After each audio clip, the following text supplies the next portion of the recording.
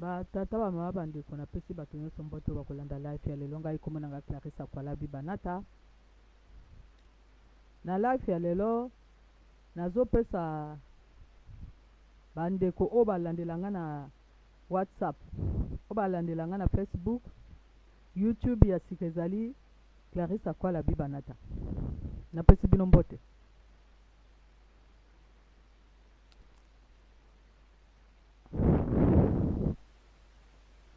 Botala awa ndenga nakoma awa ke Pongi Bernard égale Sassou. Nakoma bobo. Nakoma Pongi égale Sassou. Nakomi Pongi égale Sassou. Pani nakomaki bon. Nakomaki Pongi égale Sassou. Maintenant bino boko yoka vidéo oyo Bernard Pongi asali oya suka oya asali awa alobi ni alobi ke nga natangi livre ya Denis Sassou pendant soki 6 ans.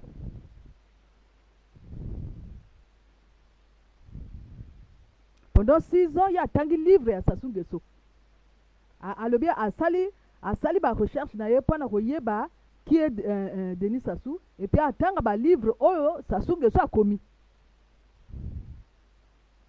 Est-ce que bozo sosole loko ninga ninga loba? Pona nini ngana tango ngana komaki que Pongi égale Sassou. Est-ce que Bernard Pongi a sa loba de que ya sali ba analyse na ye na asali ba analyse na ye pona luka yeba qui est Sassou? Toyem saki bino que Bernard Pongi a tie bato belé na kati erreur na cité que Joe Curtis. Siko Joe Curtis nazo yebisa kenda kotala vidéo o Bernard Pongi asali pona ozwa réponse na likambo yo moko tunaki na likolo ya Lionel Ngamba que pona nini batenga na liste rouge. Bernard Pongi a pesi réponse. Réponse ezali nini? Alobi que ya commis manifeste et puis ye azo senga ba casque bleu. Ya azo senga ba casque bleu pona bakenda na bango kuna na Congo. Maintenant yo Joe Curtis yo mutozo boya que bino bolobaki pona makambo ndoki te. Mais Bernard Pongi a confirmé ngo. Yo Joe Curtis. Omoni siko ndenge mateli les yeux. Bino bato bolandaka bato. Joe Curtis kenda ko yoka makambo Bernard Pongi azo loba. Alobi bien que bango ba commis manifeste et que bango ba kolinga siko ba casque bleu ba yaka na bango kuna na Congo. Maintenant ba casque bleu za banani. Ba casque bleu wana ezali à Nations Unies. Nations Unies ezali communauté internationale te. Botala kaka na kati ya même vidéo ye Bernard Pongi azo lekisa vidéo oyo professeur Pascal Isuba ko loba que comité international ko aider bisote ye moko azo lekisa ngo mais ye moko lisusu ko loba que na manifeste na biso to kozwa ba casque bleu to komema bango na Congo. Angona na lobaki que Bernard Pongi yo zali na problème na yo moko. Oza na problème na yo moko, tu n'es pas dans l'écoute. Yo zali na problème la Clarisse Akwalabi. Yo zali na problème na yo moko. Il faut yo kaka makambo yo moko zo bimisa. Donc soki yo tie vidéo ya Pascal Isuba oya lobi que to ça la confiance na communauté internationale te muto ko sauver Congo te. Mais yo na programme na yo ya manifeste na yo programmé ba casque bleu. Mais ba casque bleu ezali communauté internationale. Au moins ndenge bino so bomisi bato. Yo moko tangi kombo ya Marie Pouele. Marie Pouele motako pesa bino ba information. Marie Pouele motako pesa bino ba information. Bon moi ndenge bino bomisi Marie Pouele. Yo Bernard Pongi. Makila bato bino so bomisi ezo landa bino. angwana bokombi lobela angwana bokombi kobanga bino nyonso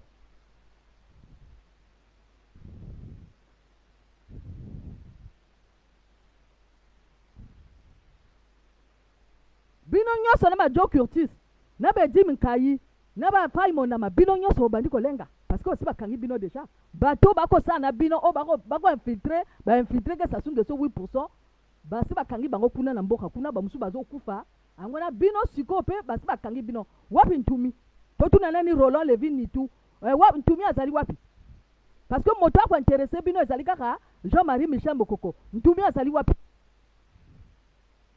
Poni bozo lobe ya makama Ntumi te maintenant yo Bernard Pongi yo moto zo loba que biso to mema ba casque bleu na Congo ba casque bleu ba kufaka te ba casque bleu oh yo lingo mema na Congo bango ba kufaka te bokenda kotala ba film o bazo laksa sur les casques bleus ba casque bleu boni basi ba kufa maintenant na mboka ya Congo o ezali base arrière militaire ya ba français yo lingo mema isusu ba casque bleu angwanga nazo tuna yo Bernard Pongi ba casque bleu ba kufaka te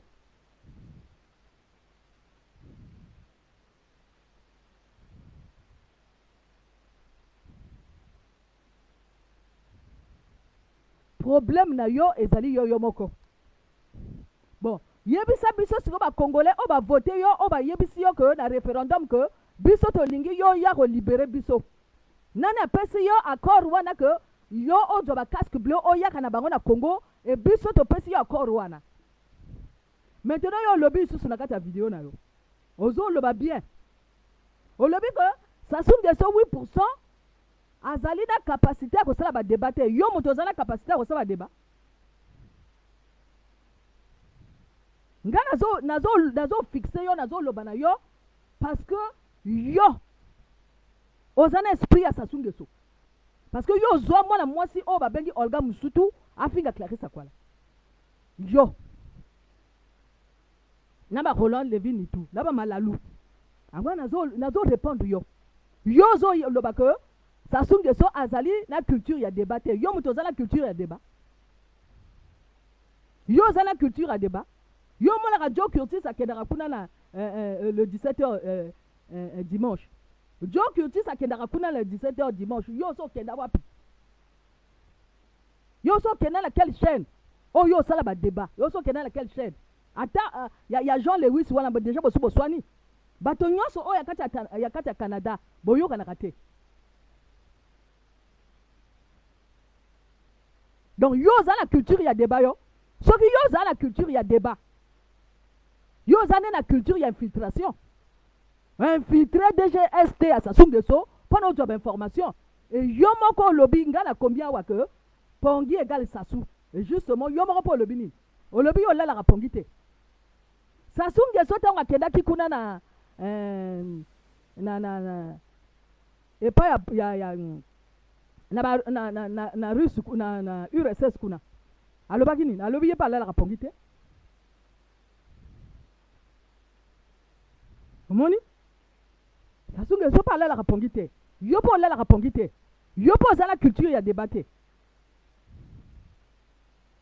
yo tourner en rond mais kenda kuna na le 17h dimanche le banga nazana na commis manifeste nanga na yena débat na bino yo moto za la culture ya débat maintenant kenda kuna pa ya comment nena ya Lionel Ngamba okenda kosala débat na manifeste na yo puisque yo moto za la culture ya débat omo le kuta na yo otangi livre oyo ba livre oyo ya Sassou Nguesso okotisi esprit ya Sassou Nguesso okomi ko fonctionner lokola ya Sassou Nguesso dunga na koma awa que Pongi égale Sassou yango yo moko confirmer yango yo moko Bernard Pongi o confirmer makambo Clarisse Akwala ça komaki déjà depuis le mois de mars na komaki que Bernard Pongi égale Sassou et lelo yo moko bimisi que yo tanga ba livre ya Sassou Nguesso ebele o code ça esprit ya Sassou Nguesso la kati na yo du o komi ko appliquer yango o komi ko appliquer makambo yo joie pas Sassou Nguesso o yo tanga ba livre na ye o komi o tinda sikoyo mwasi wana ya kofinga Clarisse Akwala okuma agir kaka lokola Sassou Nguesso asalaka okuma okele ko infiltrer ye et puis olala resu na bapongi na butu te ya solo penza yo lingi basi oyo tiki mwasi bobe baka alobi yango alobi yo tiki mwasi kuna na Côte d'Ivoire na mwana yo lingi basi te oyo yi problème oya bino babembe oya yo Bernard Pongi problème na yo na babembe mususu o balandaka yo problème na bino ezali que bozala kati écoute te boyokaka te boza ba guerrier boza ba belliqueux bolinga koswana et bokoki kosupporter Munari te parce que Munari azali mwasi bokoka kosupporter ye te nazotalisa caractère ya babembe bakoka kosupporter te que mwasi lokola Munari oyo aza na espérance asa na Pascal Lisuba bakoka kosupporter ye te bino okosupporter ye te parce que na kati ya caractère na bino babelliqueux na kati ya caractère na bino oyo ya kosimaka bamindoki oyo ya kobomaka bato oyo ya kotutaka bana na kati ya beboka bokoka te kosupporter Claudine Munari te bokosupporter yango te donc bozali badémocrate te awa nde nalingi olobaka yo olobaka nous sommes les démocrates bino oza badémocrate te démocrate akendaka koloba te bacasque bleu baya na kati ya mboka na biso maintenant so bacasque bleu baye na échange wana bakofuta bango nini bacasque bleu wana baya kosala ofele donc ozali en contradiction ozo comprendre même pas langage ya professeur Pascal Lisuba yo tie vidéo na ye que professeur Pascal Lisuba lobi communauté internationale moteko et biso te mais yo lisusu ozoloba que bacasque bleu baya na kati ya Congo au moins que tu n'es même pas oza même pas na kati ya écoute ya makambo Pascal Lisuba ozoloba tellement otangi ba livre ya Sassou Denis mingi infiltré Sassou Denis yo moko comment incarner sikoyo Sassou Denis d'où ngana koma awa que Pongi égale Sassou vous comprenez sikoyo bango bakondimaka jamais Munari te et bomoni bien que soki bakamati PCT na bato na bango batie botala organisation ya PCT bokamata bata UPADES botia wana bokomona que organisation moko eza te na kati ya UPADES mpona nini parce que baza babelliqueux baza baguerrier baza barevanchard eloko bango bayebi kaka infiltration harcèlement kotekisa bato la haine e bokomona yango na video oyo asalaki nsima lobi na video oyo asali sikoyo nazoyebisa bino angwana na koma awa que Pongi égale Sassou parce que ya tanga idéologie ya Sassou Nguesso mpona aplika yango et Bernard Pongi applique kaka idéologie oyo ya Sassou Nguesso puis atangaka balivre wana akotisa esprit wana asa bomisi bato ebele na kati ya Congo asa akangisi bato ebele na kati ya Congo ebokenda kotala Joe Curtis azolela e Joe Curtis yo kolela te parce que yo moko obimaki ko bino kozala mindoki e yango oyo sikoyo Bernard Pongi akonfirme yango awa Clarisse Akwala azoloba azosala baanalyse na mutu na ye Clarisse Akwala infiltrike bato te nasala baanalyse na mutu nanga e sikoyo nani empêché Bernard Pongi akenda kolongola Sassou te bomoni bien que badrible bango na nani na Jean-Marie Michel Mokoko badrible bango na Ntumi badrible bango na Munari bayebi su ndenge nini ya kosala te maintenant cible na bango échanger comme sikoyo Clarisse Akwala bokosi cible na bango échanger comme isu nani et comme Aristide Mobebisi et comme Sadio bokosi et comme Karanda bokosi cible na bino eza Sassou Nguesso 8%. Botangi ba livre na ye mpona bokenda kolongola ye. Ali bokenda kolongola ye. Cible na bino eza Clarisse Akwala te. Angwa nazo répéter. Famille ya Bernard Pongi. Boyebisa la mwana na bino Pongi alias Sommeil que Akwala azali Pongi te. Soki bino bozwaki Pascal Lisuba na otage. Bokozwa Lisuba teke na otage te.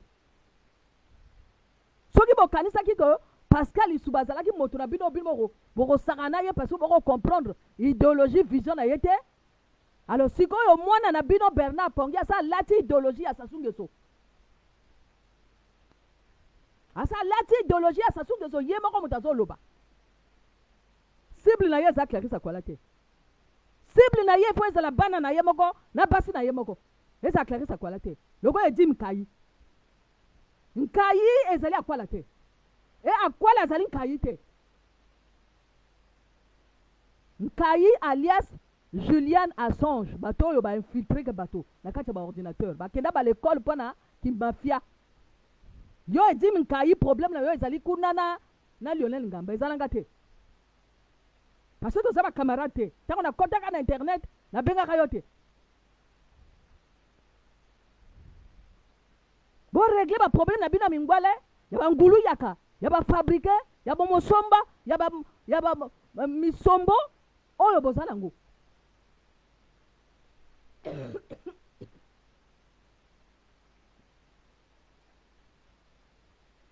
Pour régler le problème, il y a un kuno bozana. Na Clarisse Akwala te.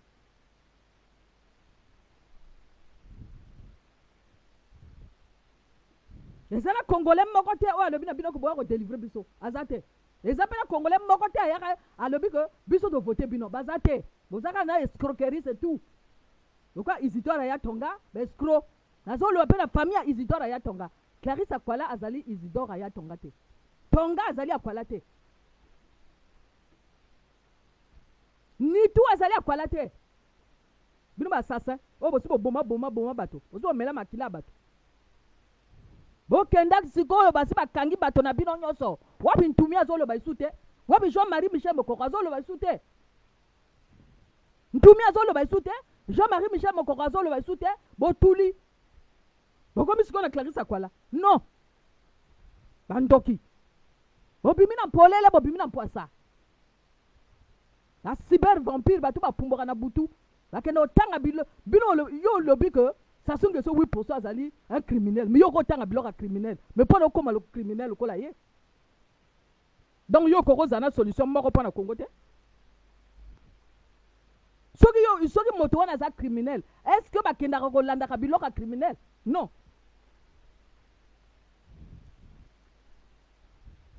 Maintenant be vitre na yo alokuta mojibi.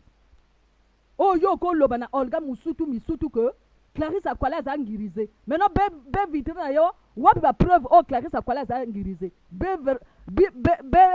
vitre et comment be vampire ya lokuta. Bernard Pongi alias Julian Assange. Edim Nkayi alias Julian Assange. Bato bakenda ko buka ka ba loi ya informatique. Bato bakenda ko buka ba loi ya Facebook. Ben escroc ba mafieux. Boso ba bomisi bato belé na kati ya Congo. Pana lo kuta na bino. Pana ki manipulation na bino pervers narcissique. Bato bazali na manque d'affection. Yango siko yo moko lobi que otanga tellement ba livre à Sassou Nguesso que yo moko komi siko Sassou Nguesso. Angwana na koma awa Bernard Pongi égale Sassou. Na mwasi na bino malalu oya kena olonga bilama na miso bato. Bandoki.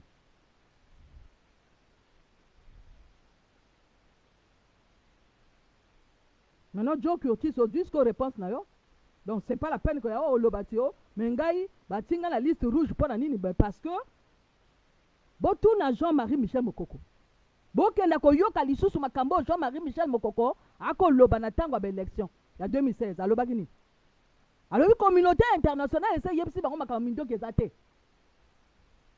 Angwana Sassou Nguesso azo régler ba compte na ye na Mokoko. O elinga ko sala ye coup d'état. Mais non bino otiki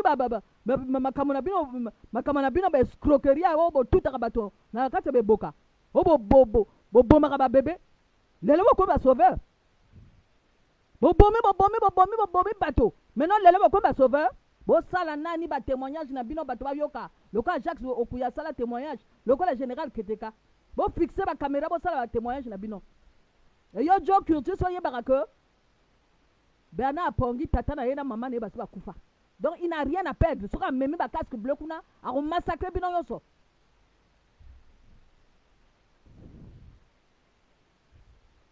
Asana tata kuna te asala mama kuna te. E bo tuna yeko tata na kufa pona nini? E ba parce ba ko kosa lisuba asala ba guerre. Oh président élu. Président élu démocratiquement. Mais ceux qui président élu démocratiquement, ceux qui va 5 ans à y coquille. Mais pas en à sali l'élection. Président élu démocratiquement n'a pas belliqueux. N'a pas tout balingi makila bateau. N'a pas tout ba guerrier. On va wuta kuna l'Afrique de l'Ouest. On va colombe to mema bango na kati ya Congo. Yo Bernard Apongi o wuta kuna na Benin. So ko sabato. La famille no batikala kuna na Benin. Nazo pesa ba analyse nanga oh eza ba riposte. Oh eza ba riposte. Parce que bev qui bev vampire na ya lokuta mojibi. Ouais okosela ka batu makambo. Ake ko tanga biloko ya Sassou Nguesso, ake ko infiltrer Sassou Nguesso. Et Sassou Nguesso ko bomba bato suko kuna ka rapona bango. Bango ba olala su ba pongite pona ko dela ka information. Mais Clarisse a quoi là de la information de la batote Allah la raison pour ngite pour la de la information Bernard Renard Allah la raison pour ngite pour la de la information oh ba couper ça y est andoki bo bimina polele bo bimina poisa soko moni lisanga bandoki belela yo Olga Misutu Facebook makila mabe Rodriguez Luemba alias André Sirène. Andokia Congo.